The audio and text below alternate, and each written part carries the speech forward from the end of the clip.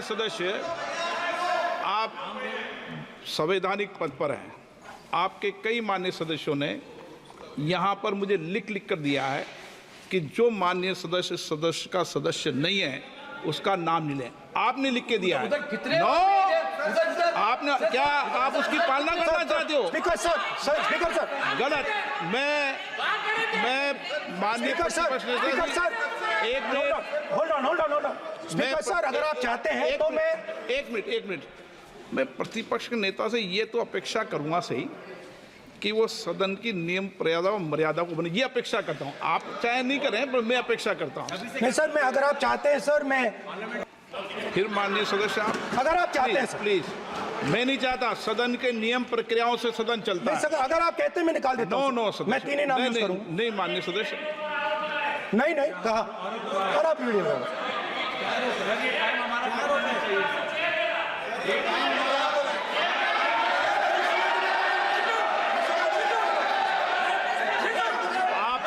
सब प्लीज, या आप समझाइए उनको। हाँ, आप Speaker sir, the Chakravyuh that has captured India has 3 forces behind it. First is the idea of monopoly capital, that 2 people should be allowed to own the entire Indian wealth. So one element of the Chakravyuh is coming from the concentration of financial power. The second element, sir, मैं budget को explain कर रहा हूँ sir, मैं आ रहा हूँ, वहीं आ रहा हूँ sir. So one element is financial power. The second element is the institutions, the agencies, CBI, ED, Income Tax Department of this nation, and the third is the political executive. Speaker sir, these 3 together are at the heart of the Chakravyuh, and they have devastated this country. Speaker sir, my expectation was that this budget would weaken the power of this Chakravyuh, that this budget would help the farmers of this country, would help the youth of this country, would help the laborers, the small businesses of this country. But what I have seen is that this budget, the sole aim of this budget, iski jo niyat hai, it is to strengthen this framework, the framework of big business, monopoly business, the framework of a political monopoly that destroys the democratic structure, and finally the framework of what one can call the deep state or the agencies. And the result of this has been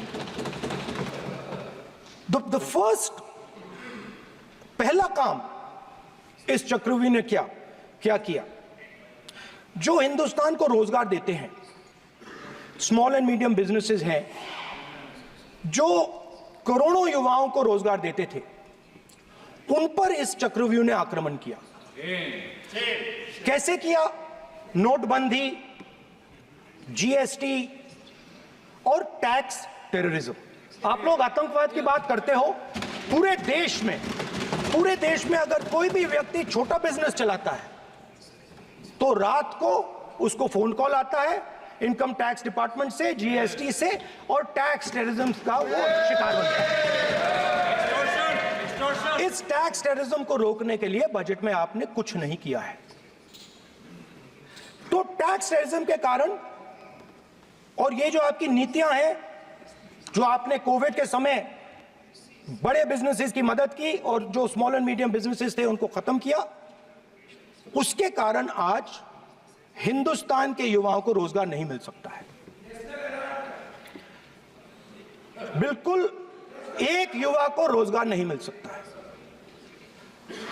अब finance minister बैठी हैं, अब युवाओं के लिए आपने क्या किया?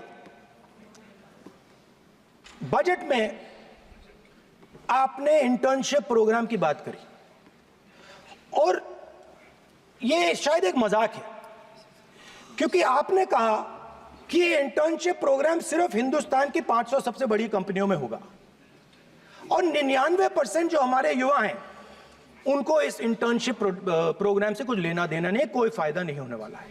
तो आपने पहले टांग तोड़ दी और उसके ऊपर आप बैंडेड लगाने की कोशिश कर रहे हैं। मेन मुद्दा आज युवाओं का एग्जाम पेपर लीक है। जहां भी हम जाते हैं आपने बेरोजगारी का चक्रव्यूह बना दिया इनके लिए, और जहां भी हम जाते हैं वो कहते हैं देखिए बेरोजगारी है मगर पेपर लीक भी होता है। तो आपने एक साइड पेपर लीक चक्रव्यूह, दूसरी साइड बेरोजगारी चक्रव्यूह। पेपर लीक मैं आपको बताता हूं 10 साल में 70 बार हुआ है। अगर आप जानना चाहते हैं, 10 साल में 70 बार हुआ है। तो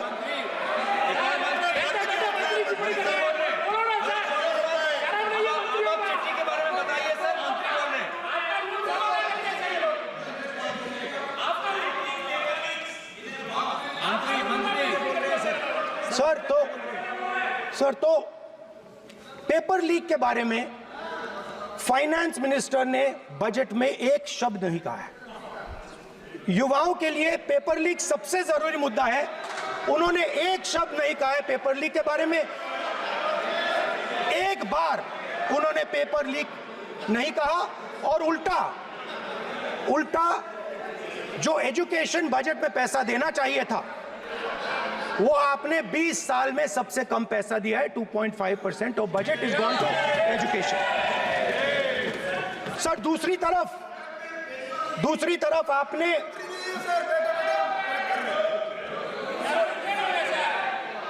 आपकी नहीं मानते सर, ये रनिंग कमेंट्री कर रहे हैं सर। दूसरी तरफ पहली बार सेना के जवानों को आपने अग्निवीर के चक्रव्यूह में फंसाया। सही बात। इस बजट में अग्निवीरों के पेंशन के लिए 1 रुपया नहीं है। आप अपने आप को देशभक्त कहते हो, मगर जब अग्निवीरों की मदद करने की बात आती है, जवानों को पैसा देने की बात आती है, तो बजट में आपको 1 रुपया नहीं दिखाई देता। उनकी पेंशन के लिए 1 रुपया आपने नहीं दिया। तो उनको आपने अग्निवीर के चक्रव्यूह में फंसाया।